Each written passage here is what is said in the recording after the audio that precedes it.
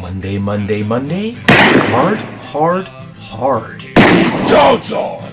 So like us, Follow us, subscribe to us. comment. Couchhard! Couchhard. Hi everybody, welcome back. It is week 3, an exciting week. It is one more week before our national holiday, I mean Halloween. Our continuation of our 31 favorite films of October. 31 days of HARDoween. HARDoween horror films. HARDoween! HARDoween! Yeah, so let's get this started. Michael, let's get the show on the road, shall we?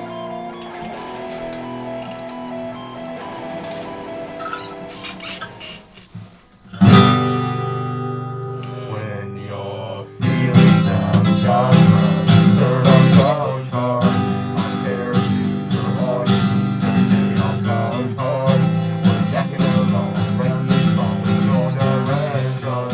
We're broke as fuck, not alone, and runs up. So we're here for you, just listen. No matter what we say or do, just remember that we're here to chat every day.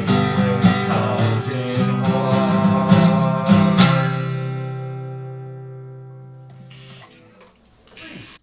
1, 2, 3.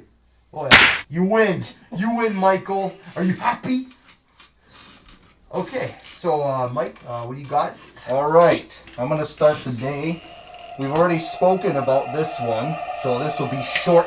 The Exorcist, 1973. William Peter Blatty's The Exorcist. Fantastic. I mean, the novel it's based on is amazing, and that's 1973, dude. That is really early to be putting a film like that forward. Yes, So it was very way ahead of its time. There's a lot of genuine stuff in it even. Like, for example, when the mom gets pulled or slapped by her daughter when she's possessed, they pulled her back so violently, like the cruiseman, that she fell on the floor, and when she yells, she's yelling in real pain.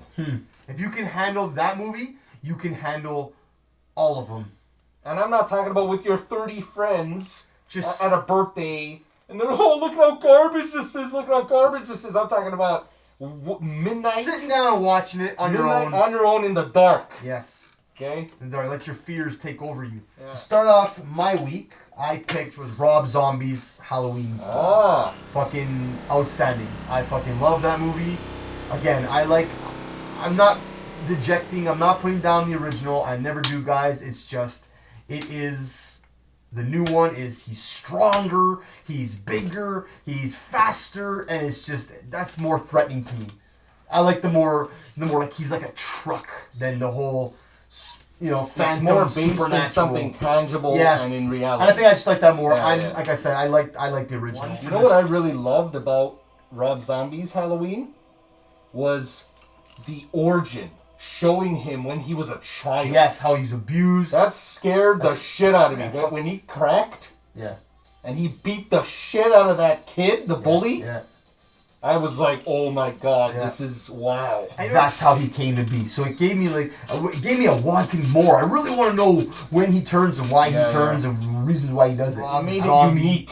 It separated it from the original a lot for me. It had a very, very Rob Zombie feel. Yeah. His imagery, the way it's shown, the coloring, it's a Rob Zombie. It's raw, It's man. just It's Rob raw. Zombie, man. It's period. Yes. You're talking about the original cut. I like the edited version. The original Because cut the unedited one has has the a rape scene by the fucking big rape scene. has a rape scene, and I can't watch that. Yeah. Yes, you know what? That's a good point. So if you guys, for the younger generation who don't care for the old 70s, 80s movie, and you want a good representation of what Michael Myers is, go ahead, up. Alright, next on my list is the original Amityville Horror. Ooh. 1979. Ooh. James Brolin, who, for everybody who doesn't know who James Brolin Josh is, Brolin's dad. that's Josh Brolin's father. And if you guys know who Josh Brolin is, I'm sure you watched Thanos. He's Thanos. And Deadpool 2, he's Cable. He's Cable. Also, the Goonies. He's the older brother. Oh yeah. He's the older brother. He's an older brother as the teenager. Oh, Rod Steiger's in it too. As the priest. Had a great cast. It was in the vein of The Exorcist. It's Based on a true story. It's True- based on true Yeah. events. The movie is just unforgettable. I loved Lalo Schifrin's score. He's one of my favorites. I first started hearing him with the Dirty Harry soundtracks, but this is horror, and it's got the choral voices, like vocal music. Right? Stuff like that, right? Yeah. Ominous. So it's really, really moody. This one is very unique, and it just hits really hard just because of the melodies and the motifs that Lalo Schifrin built for this movie. And it really makes the house feel alive. You know what I mean? Like it's a character. Yeah. So They gave like an ominous presence. yeah. That's what. It's also detailed throughout the movie. Yeah. Like the walls and the whole priest I mean, coming over. You see it in The Conjuring, guys. When you see the opening and you see the windows that look like eyes, Yeah. that's the Amityville Horror. That's the house. The beginning of The Conjuring 2 is a reference to this story. Yes. It's the guy Inside the killing eyes. his family because he heard voices. Yeah. And the Lutz family moves into that house, Not knowing. and the same thing starts to happen to James Brolin's character. Check it out, man. On to me. The next one that I enjoyed. I am very big into Japanese culture. I like their myths and beliefs. And it always creeped me out, and it always just... Something about what they do and how they present it always... It startles me, and it intrigues me, but it scares me. Does that make sense? Absolutely. That's what it does for me. And That's I how chose... I feel a lot about a lot of my favorites. And I chose the movie The Grudge. Oh, shit. See, I know a lot of people don't like it. I can't stand that movie. I didn't understand it. It's Japanese culture. That's I why. guess so. She died in the house. A trapped soul, Yeah. a contorted soul. Their sole purpose is when you die aggressively, you become an aggressive spirit. Okay. So she haunts and murders everybody in that household. That was huge, though, in 2004, I want to say. I thought it was like 2001, 2002. Yeah. Hold on, I'm let's sure try about that. something live on camera. Okay, Google. When was The Grudge released? The Grudge was released in United States of America on October 22nd, 2004. Good job, numbers. Yes, couchhard fist pump. On to you, Chief. I'm going after what I just spoke of, okay? And this is also in the little category of like a Halloween 3, like sequels that nobody knows about or everybody says that suck, but are actually really fucking good. And this is through my own fear festivals that I do. I watch like fucking 50 to 80 movies in 1 year, right? Like for Halloween. I get deep into this, guys. So I see a lot of stinkers, but then you get some gems in there too, right? So that's what makes this whole thing exciting. So I'm gonna go with the Amityville Horror 2 Possession. Okay? I've never seen it. It's awesome. I've never seen it. This one was 1982. It doesn't follow the Lutz family. They're gone. They ran away. This is almost like a prequel. I think that's why I didn't watch it. But this is a prequel, dude. Right? So this technically happens before the first one. It's confusing to people, especially the way they spoke. But anyway, so it shows the son essentially executing his family. Just you seeing it play out is so fucking creepy. There's some heavy subjects in there too, guys. There's a little bit of incest. There's a lot of violence. Got a lot of heavy You know what I shit in it. cannot watch in movies? And I'm like, I can't watch it. I can't watch rape. I know. Yeah. Like, I just can't Awful. watch it. I don't care. I cannot watch it. It turns my stomach. Yeah, it's I garbage. just fuck it. It could be an Oscar-winning movie, but if it has one scene, I want to mention, you fucking know, rape, I walk away. so that movie, guys, it bombed. It's heralded as being shit. I think as a horror fan, yes, okay, it's not as strong, nowhere near as strong. The first one's a classic. It's canon. You know what I mean? But I'm a sequel man. You guys know that I've said it a million times. I'm a sequel guy. Scary music. Lalo Schifrin came back, wrote new themes, right? And I was like, when I heard the themes, I'm like, and then I saw Lalo, I'm like, oh, yes! You know? I think it's huge. Horror movies need music. Music. You know what? Try this. Go Like- watch any scary movie that you're petrified of. Turn the volume to 0 and see if it has the same impact on you. Nothing. Sound is the most important aspect to any horror film. We are nothing without music behind us. Oh. So, is it my turn? I chose, again, an original. So, the movie is the original Saw. Oh, it made your list? Made my list. I can't believe it.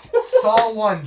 Really? Look, Saw 1. I thought it was fantastic. Wow. Because you don't like those fucking No, movies. I thought At least what they turned into. I think they're fucking awful. What they turned into. Yes, but the original one, if they stopped it at the first movie, man, I would have been so much happier because it was creepy. The twist was pretty cool. Yes, it was a psycho thriller, and I thought it was pretty well done. The imagery, the encampment inside the jail cell, the writing. Yeah, the writing. it was good.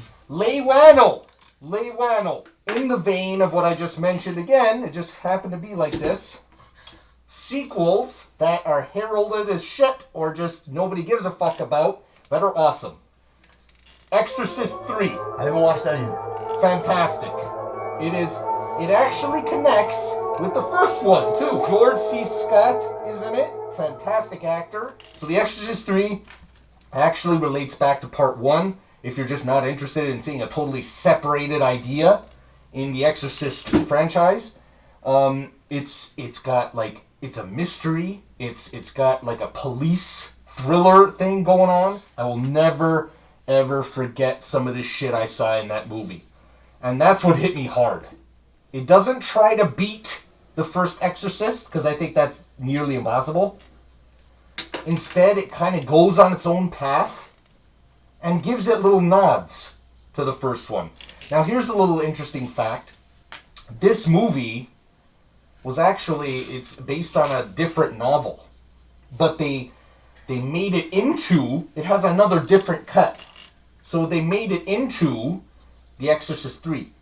I can't remember the title of the original novel, but the studio was like, okay, we're going to do this movie, but maybe we can kind of parlay it into something with a name. Parlay. To make a little more money. Yeah. Get a little more attention. Yeah. So they massaged it into being The Exorcist 3. Now fans have been pushing for the original cut. Yeah. Because we want to see that. I want to see it. Yeah. But yeah, so even though it had those production, I don't know about problems, but kind of differentiations between some of the crew, I think it's a fantastic movie. I think you got to check it out. Cool. Now, the next one I've written is a cult classic, without a doubt. Poltergeist 1, that's my wife's favorite. Craig T. Nielsen. My wife and I watched that movie every Hallows Eve. It's a cult classic. I even like the remake. You like that piece of I garbage? like it, man. I like, for some reason, there's something about old movie remake in the horror genre that I find that they do better sometimes. Maybe it's just the lighting, the coloring. I don't know what it is. But there's something about the old school horror movies remade. It's not like they change it. They add different things, and I'm okay with that. Dude, that tree CGI?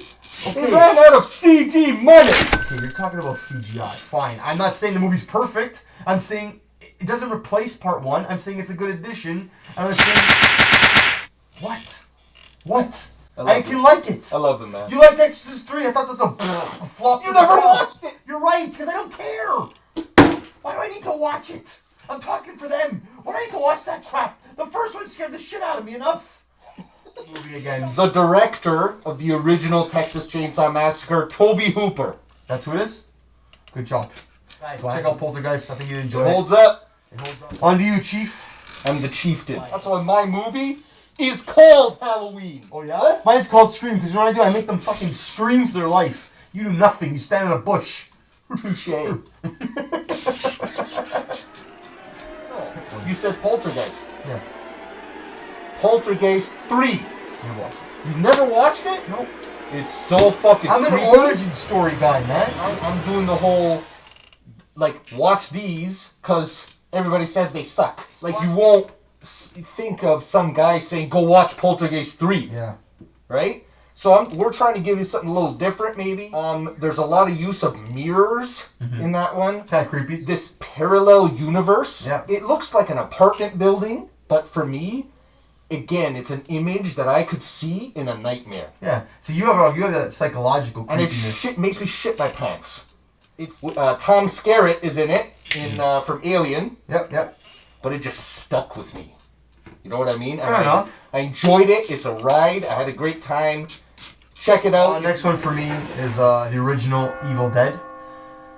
Not much to say about that one, guys. They're in a cabin. It's creepy. There's a spell book, the Book of the Dead. It's fucked up. And But you prefer the original to part 2. Mine was yes, part 2. yes. Okay. I prefer the original. Do you believe that that's a college film?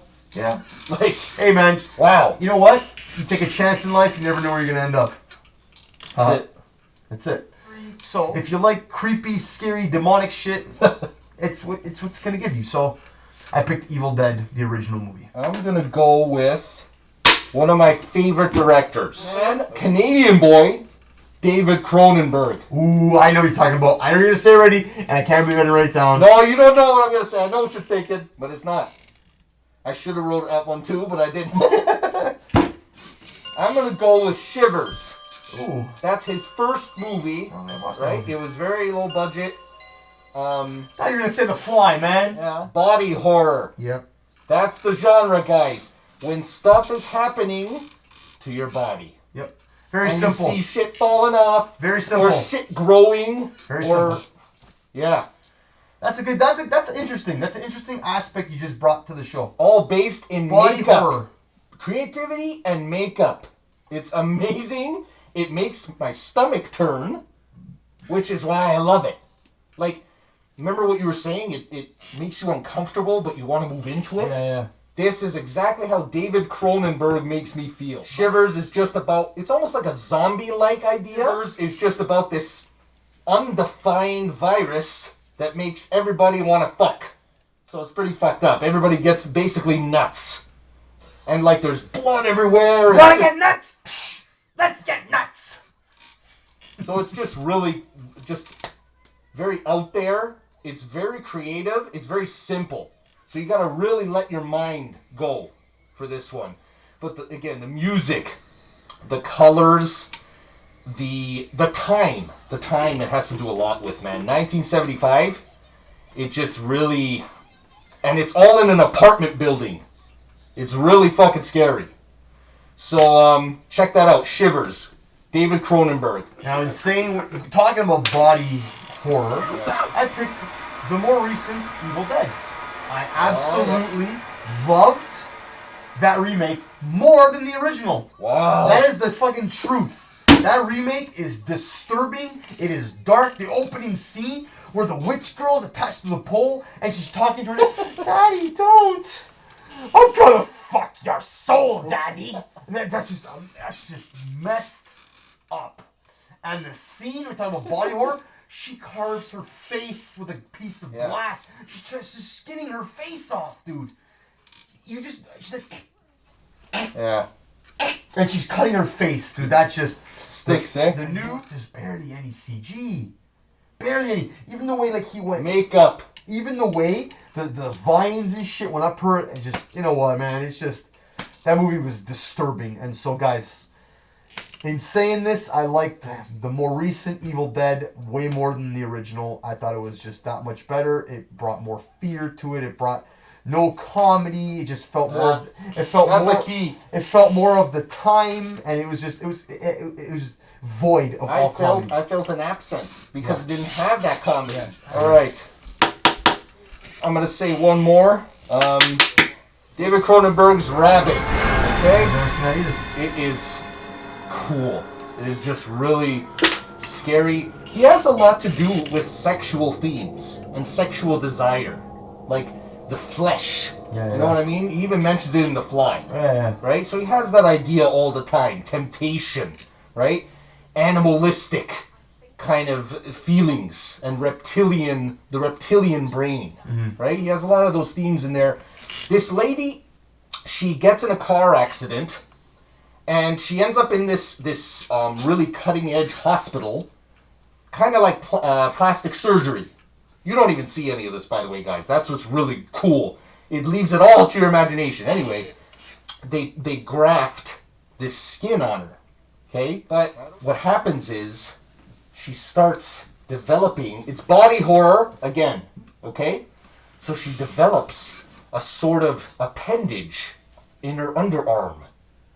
So when she grabs these men to have sex with them, this thing kind of grabs on and does stuff to them. It's weird. Yeah.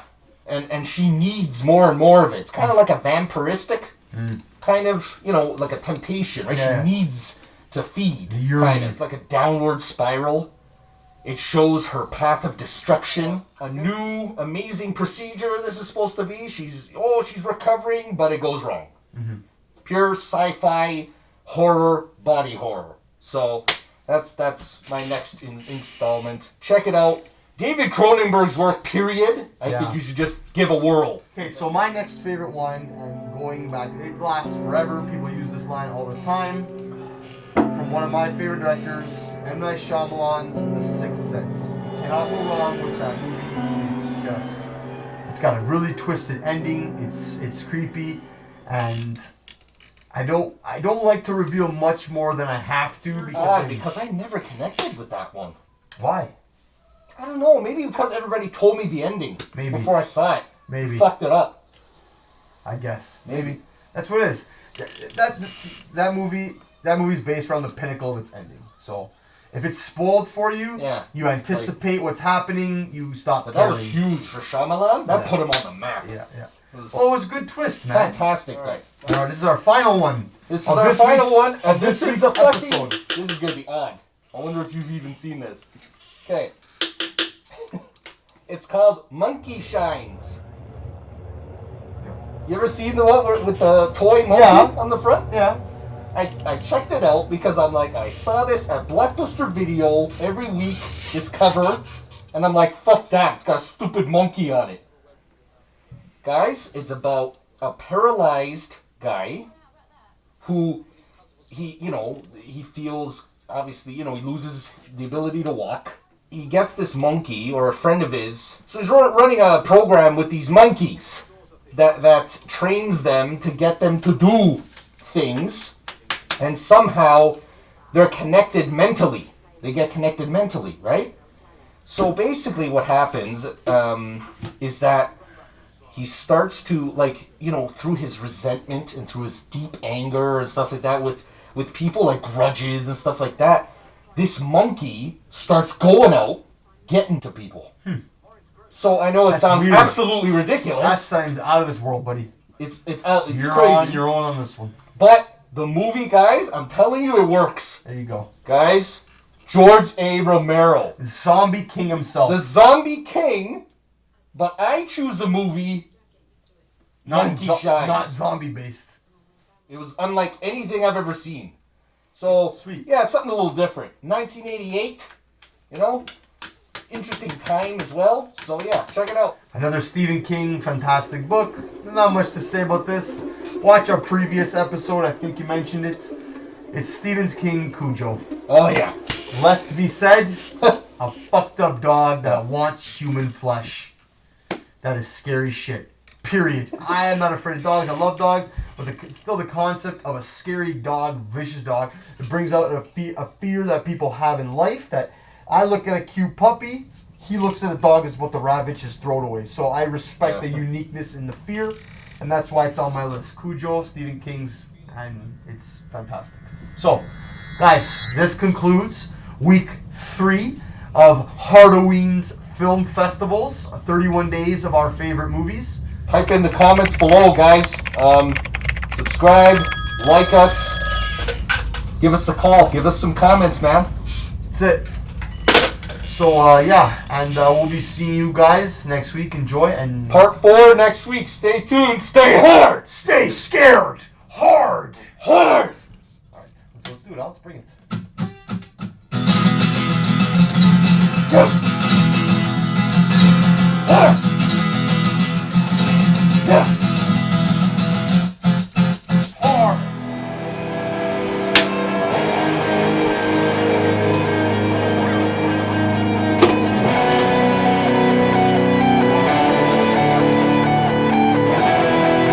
Wow, we gotta film our next one.